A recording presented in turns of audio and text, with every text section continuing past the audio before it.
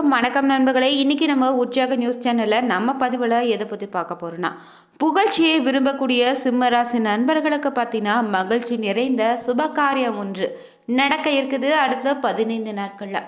அது என்னன்னு தெரிஞ்சுக்கலாங்க. மேலும் இந்த நேரத்தில் உங்கள் ராசியில் கிரகநிலை பொறுத்து எப்படிப்பட்ட பலன் அமைய போது, எந்த மாதிரியான விஷயங்களை நீங்கள் எச்சரிக்கையாக இருக்கணும், தனிப்பட்ட முறையில் ஜாதகத்தில் இருக்கக்கூடிய பிரச்சனைக்கு சரியான பரிகாரத்தை பெற்றுக்கொள்ள நினைத்தா வீடியோவில் டிஸ்கிரிப்ஷனில் நம்பர் கொடுத்துருப்போம்.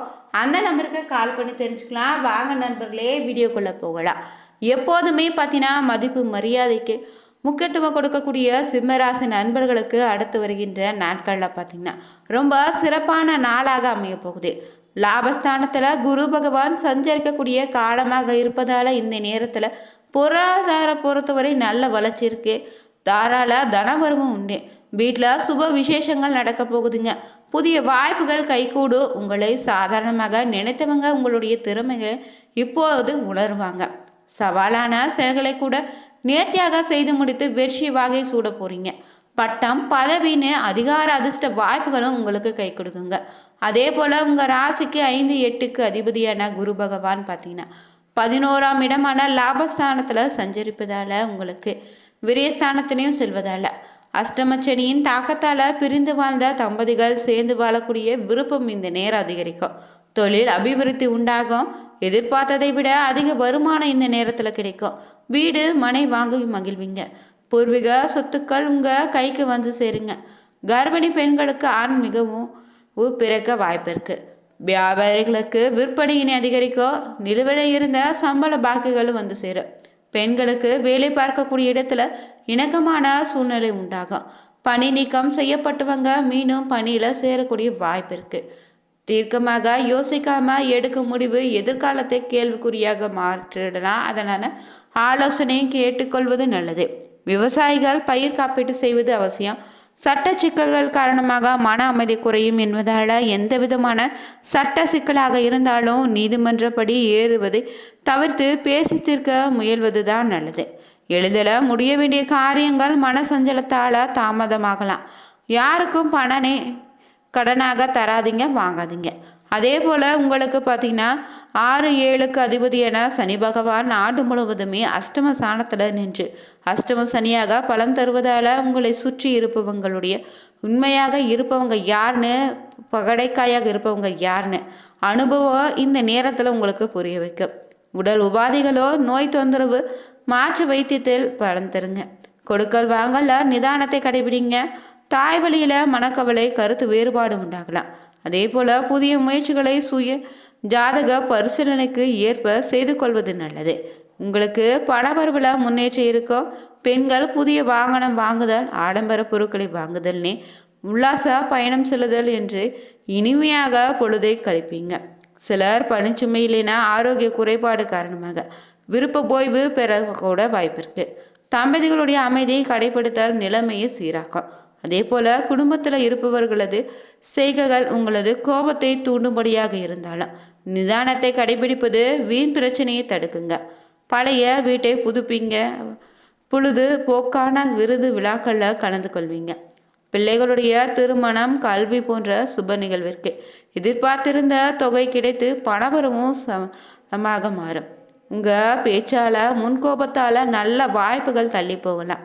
பணியாளர்களால் சில அசௌகரியங்கள் ஏற்பட வாய்ப்பு இருக்குது.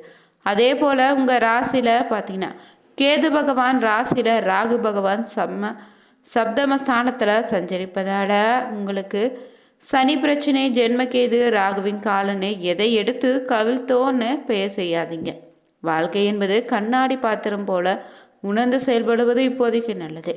எந்த கிரகமும் உங்களுக்கு சாதகமாக இருந்தாலும் திருமண முயற்சி வைப்பது நல்லதுங்க. அதே போல் பார்த்தீங்கன்னா விரும்ப விவாகமோ பெற்றோருடைய ஆசீர்வாத திருமணமாக இருந்தாலோ எழில்ராக இருப்பதால் சில தவறான வாழ்க்கை துணையை தேர்வு செய்த பின்னாடி நாட்களில் வருத்தக்கூடிய நேரமாக அமைவதால் திருமணத்தை இந்த நேரம் பொறுத்தவரை ஒத்தி வைத்துக் கொள்வது சிறப்பாக அமையும். பெண்களுக்கு வேலை பார்க்கும் இடத்துல சில சங்கடங்கள் உண்டாகலாம். அதனால் பார்க்கும் வேலையை மாற்றலான்னு கூட எண்ணம் உண்டாகும்.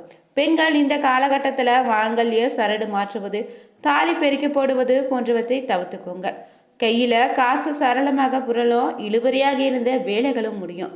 விற்காமல் தேங்கிய சரக்குகளோ கையிருப்பில் இருக்கும் பொருட்கள்னே அதிக விலைக்கு இனி விற்பனையாகும். புதிய வாடிக்கையாளர்கள் கிடைப்பாங்க.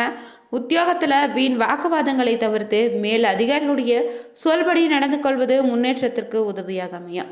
உங்கள் ராசியில் வரக்கூடிய நட்சத்திரங்களை பொறுத்து பார்த்தீங்கன்னா மக நட்சத்திரக்காரர்களுக்கு அடுத்த 15 நாட்களுக்குள்ள மாற்றமும் ஏற்றமும் தேடி வரக்கூடிய நாளாக அமைய போகுது. பூமி மனை வாகனம் வாங்குவதில் ஆர்வம் உங்களுக்கு அதிகரிக்கும். ஆவணங்கள் தொடர்பான பிரச்சனைகள் முடிவுக்கு வருங்க. காணாமல் போன நகை பணம் கிடைக்கும். கடந்த கால கடன் பிரச்சனைகளும் குறைய தொடங்கும். புதிய தனவரவால குடும்பத்தில் நிம்மதி உண்டாகும். சொத்தை அடமானம் வைத்து சில்லறை கடனை அடைத்து கடன் தொல்லையிலிருந்து இடைக்கால நிவாரணம் பெறலாம். தம்பி உடையான் படைக்க அஞ்சான்னு பழமொழிக்கு ஏற்ப சிலருடைய இளைய சகோதர உதவிக்கரம் நீட்டுவாங்க. சிலருக்கு சனி, இருமல், காய்ச்சல், உடல் அசதி போன்ற சிறு சிறு உடல் உபாதைகளை உண்டாக்கலாம். அஷ்டம சனியும் விரைய குரு காலம் என்பதால அதிக முதலீடு கொண்ட செயல்களை தவிர்த்துக்கோங்க. அதுதான் நல்லது. கிடைக்கும் உபரி பணத்தை வேறு வகையில் முதலீடு செய்வதும் நல்லது. சிலர் பதிவு திருமணம் செய்து உற்றார் உறவினர் சங்கடப்படுத்துவீங்க.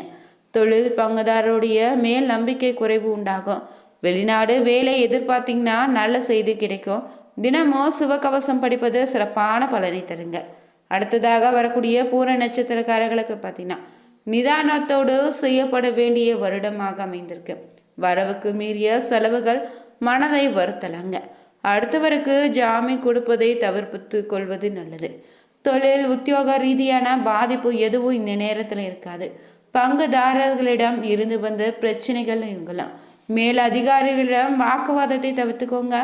நல்ல சொந்த வீட்டிற்கு செல்வீங்க. கை மாறியதாக வைத்த முக்கியமான ஆவணங்கள் நகைகளும் கிடைக்கும். இடம்பெயர்ச்சி செய்ய நேரமாகும். வீடு மாற்றம், ஊர் மாற்றம், வேலை மாற்றம் ஏற்படலாம். குழந்தை பாக்கியத்திற்கு ஏங்கியவங்களுக்கு குழந்தை பாக்கியம் உண்டாகும். வீடு வாகன சொத்து யோகம் உண்டு. தாயின் உடல்நிலையில நல்ல முன்னேற்றம் உண்டு.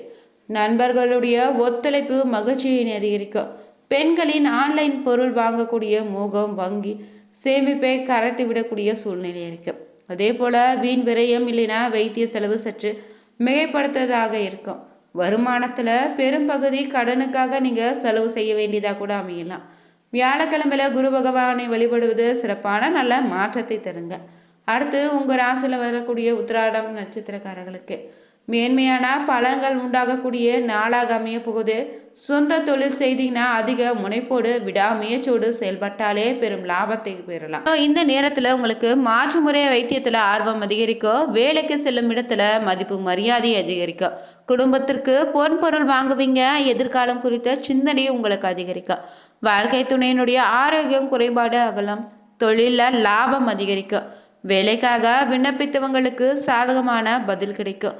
சிலருக்கு தாய் வழி சொத்துல தாய்மாமாவோடு எல்லை தகராறு உண்டாகலாம். மத்தியதாரர்கள் முன்னிலையில் பேச்சுவார்த்தை நடக்கக்கூடிய வாய்ப்பு இருக்கு.